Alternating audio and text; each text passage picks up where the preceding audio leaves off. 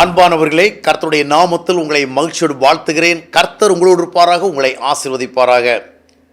சில நேரங்களில் ஜெபத்தின் மூலமாக ஆண்டவரை இதை நீர் எனக்கு செய்யும், இதை எனக்கு நீர் தாரும், இந்த சூழ்நிலையை மாற செய்யும், இந்த பிரச்சனையிலிருந்து என்னை விடுவியும், இந்த நன்மை எனக்கு தாரும், இந்த தீமை என்னை விட்டு அகற்றும், சமாதானத்தை தாரும், சந்தோஷத்தை தாரும், நன்மையை தாரும், உதவியை தாரும், பல விதங்களில் நமக்கு என்ன தேவையோ அதை நாம் ஆண்டவர்கிட்ட கேட்க முடியும். ஆனால் வாழ்க்கையில் சில நேரங்களில் ஆண்டவர் நம்ம எப்படி நடத்த போகிறார் என்பதே நமக்கு தெரியாமல் போயிடும். ஆண்டவர் எனக்கு என்ன செய்ய போகிறாருங்கிறதே புரியாமல் போயிடும். சில நேரங்களில் நம்ம என்ன கேட்குறதுனே நமக்கு தெரியாது. எப்படி கேட்குறது? ஆண்டவர் நமக்கு என்ன செய்யணுங்கிறத நாம் புரிஞ்சுக்கிட்டு கேட்குறது ஒன்றுமே புரியாத ஒரு சூழல் சில வேளை ஏற்படும். மனசுக்குள்ளே ஒரு சிந்தனை, என்ன கேட்குறது? சூழ்நிலைகளை மட்டும் நம்ம பார்க்குறோம், சூழ்நிலை நிலைமைகளை பார்க்குறோம். Something God has to do, ஆண்டவர் ஏதோ ஒன்று செய்ய வேண்டியிருக்கிறது. ஆனால் அது போன்ற ஒரு சூழல்களில் ஒரு சூப்பர் ஜெபம் இருக்குது. என்ன ஜெபம்னா ரொம்ப ஷார்ட்டாக இருக்கும். என்ன தெரியுமா? ஆண்டவரே, நீர் என்னோடு இரும், இந்த நேரத்தில் நீர் என்னோடு இரும். ஆண்டவரே, நீர் என்னோடு இருக்கிறத நான் அறிந்து கொண்டால் போதும். ஆண்டவரே, நீர் என்னோடு இருக்கிறத என்னுடைய ஆத்துமா புரிந்து கொண்டால் போதும். என்னது தேவை என்று தெரியாத வேலைகளெல்லாம் உண்டு. அதைத்தான் நம்ம ரோமர் 8ஆம் அத்தியாயத்தினுடைய 26, 27, 28 வசனங்களெல்லாம் வாசிக்கும் பொழுது சில நேரங்களில் இன்னது என்று கேட்கக்கூட தெரியாது. ஆனால் வாழ்க்கையில் சில நேரங்களில் மிக முக்கியமான ஒரு டைனமிக், ஒரு பவர்ஃபுல் ப்ரேயர் என்ன தெரியுமா? ஆண்டவர் என்னோடு இரும். ஆண்டவர் நம்மோடு இருக்கின்ற ஒரு நிச்சயத்தை நாம் பெற்றுவிட்டால் அந்தந்த சூழலுக்கு என்ன செய்ய வேண்டுமோ ஆண்டவர் நிச்சயம் அதை செய்வார். எப்படி ஜெபிக்கணும்னு தெரியலையே, என்ன கேட்கணும்னு தெரியலையே, இந்த நேரத்தில் ஆண்டவர் எனக்கு எதை செய்தால் எனக்கு நன்மையாக இருக்கும் அப்படிங்கிறத புரிஞ்சிக்கவே முடியலையே, பரவாயில்ல, ஆண்டவர் நம்மோட இருந்தால் போதும்.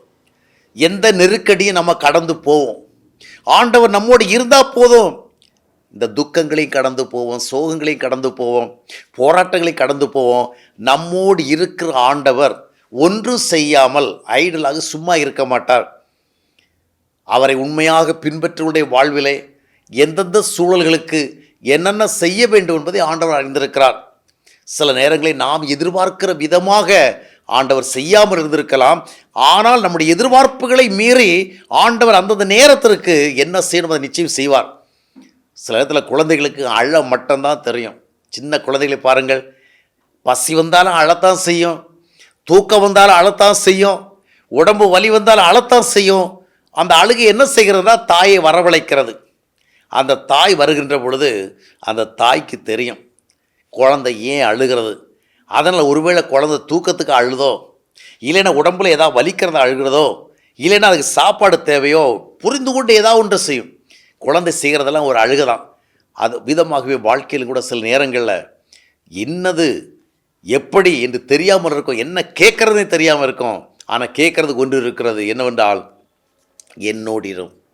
ஆண்டவர் பல நேரங்களில் தம்மை பின்பற்றி வாழ்கிற மக்களுக்கு கொடுத்த ஒரு வாக்குறுதி என்னவென்றால், பயப்படாதே, நான் உன்னோடு கூட இருக்கிறேன். சும்மா உட்கார்ந்து இருக்கிறதில்ல, சும்மா நம்மோடு இருக்கிறதில்ல, நம்மோடு இருந்தால் அந்தந்த சூழலுக்கு என்ன செய்ய வேண்டுமோ அதை நிச்சயம் ஆண்டவர் செய்வார். என்றால் அவர் நம்முடைய தகப்பனாக இருக்கிறார். நாம் அவரை சார்ந்திருக்கிறபடினாலே நிச்சயமாக செய்வார். அந்த தேவ பிரசன்னம் நம்மிடத்தில் வருகிற பொழுது, அந்த தேவ ஐக்கியத்தை நாம் உணர்கின்ற பொழுது, அதனுடைய பின்னாலே நம்முடைய வாழ்வினுடைய எந்த கரடுமுரடான சூழல்களையும் நாம் கடந்து செல்வோம். ஆறுகளையும் கடப்போம், அக்கினியும் கடப்போம்.